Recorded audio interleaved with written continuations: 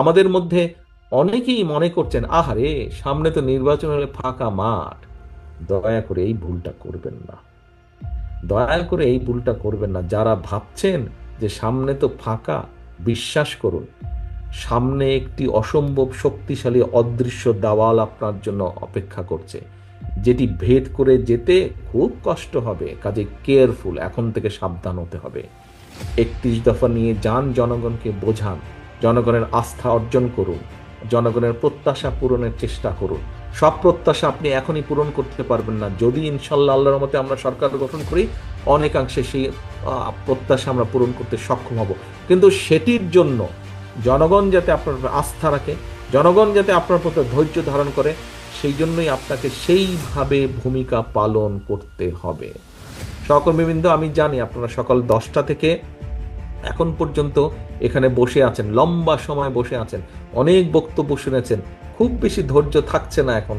এই সন্ধ্যা সময় এসে ধৈর্য রাখা কঠিন হচ্ছে।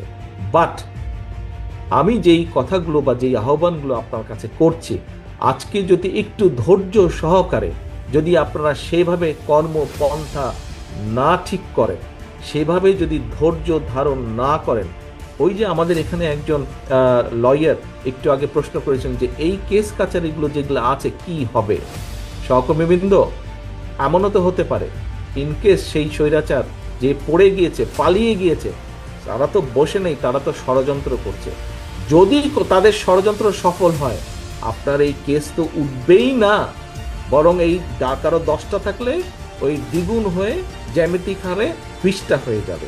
সেই সম্ভাবনাও কিন্তু আছে। সেই সম্ভাবনাকে যদি নস্যাৎ করে দিতে হয়, আজকে থেকে আপনাদের প্রত্যেককে কেয়ারফুল হতে হবে।